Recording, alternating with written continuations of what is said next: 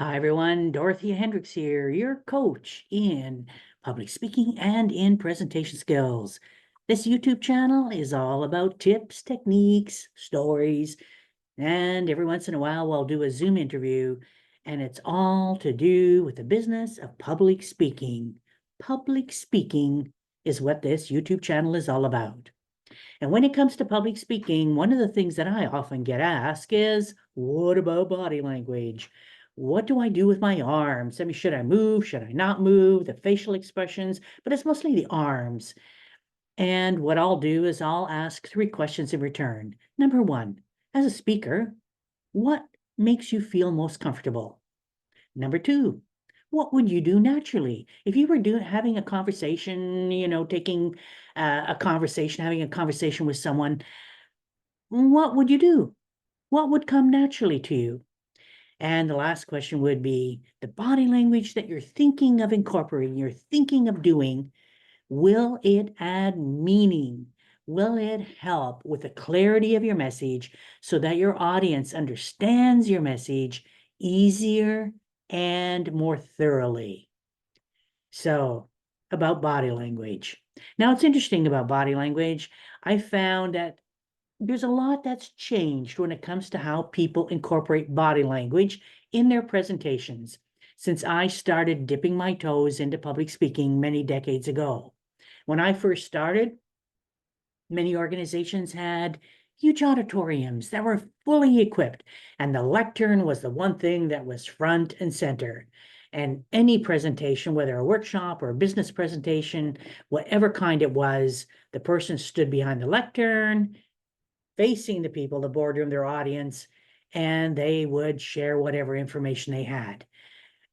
And the speaker would be very stationary. There was almost no, if any, type of body language at all. There might be a bit of hand gesturing, but generally speaking, the speaker stood where they stood, and that was behind the lectern. In the 80s, I think it was around mid 80s, late 80s, a shift began to take place. And that shift happened, I'm guessing here, I'm not 100% sure, because of all the motivational speakers, because of personal development, self-development was just taking off in the 80s. And those speakers, if anyone's ever attended a personal development, a Tony Robbins seminar, you know that there's action, there's passion, bold gesturing, lots of movement. The speaker's excited and the speaker wants to excite the audience. I mean, think Tony Robbins, think Zig Ziglar. If you've never watched or heard of Zig Ziglar, go check out an old YouTube video of Zig Ziglar. I still remember how he actually slid across the stage on his knees. The man was amazing. I'm not advocating that people go around sliding on their knees on stage, but what he did is he used all of himself fully to help get his message across. Now, with that, there also was a shift that was taking place around the mid 90s in terms of many organizations and how people were presenting their speeches in business. They were beginning to incorporate more body language, a bit more movement. Gone were those stationary lecterns. I mean, they're still around somewhere, and in many conventions, you'll find that sitting somewhere in a corner, this tall lectern and, fastened to the floor. But in many cases, small portable tabletop lecterns were taking its place, or nothing, because PowerPoint was being used more and more and more in many business presentations. With PowerPoint came a bit more gesturing, a bit more movement. Speakers are a bit more involved in engaging their audience. And that was taking place until we had COVID. Now, with COVID, nobody was talking anywhere. There was no body language at all because we had talking heads, these little itty bitty boxes on the virtual platforms, and people were talking heads.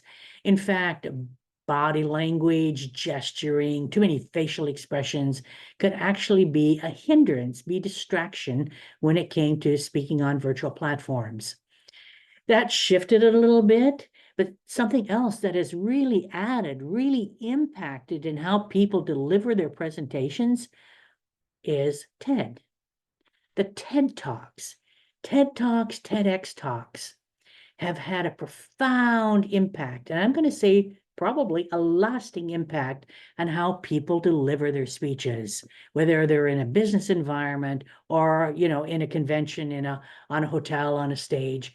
TED has profoundly impacted how people present. In a TED Talk or a TED Talk, TEDx Talk, the speaker stands on a circular red carpet. That carpet is to help the audience focus. This is where the speaker is. And it also gives the speaker direction on where they can move, if they want to move at all, which is limited. And plus, you have cameras, different cameras from different angles, who are filming the speaker, later hoping to post that presentation on YouTube. So there are many things now that impact how the speaker moves and the way the speaker moves. In TED Talk, there's very little movement. You might have some movement of the arms, some gesturing, some facial expression, depending on the angles that the camera is taking with the speaker. But generally speaking, there's not much movement. So in my experience over the years, we've gone from limited movement, like no movement in the beginning when I first started in the business community, to branching out into having some movement, people commanding the stage, being a bit more engaging with their audience, to, with the advent of COVID, to basically coming back to being a talking head, stationary. TED Talks has kind of branched it out again. So should you move? Should you use body language? Comes back again to my questions. Does it feel natural to you? Are you comfortable with movement? And is the movement that you're planning on doing going to add to your presentation? Is it going to add meaning to your presentation, or is it going to be a distraction? And what's your stage? Because so much now depends on where you'll be speaking, what's your stage, and will it add meaning? So that's up to you to decide regarding body language. Should you do it? Shouldn't you do it? And if you do it, how should you do it? Until next time, this is Dorothea Hendriks wishing you mountains of success.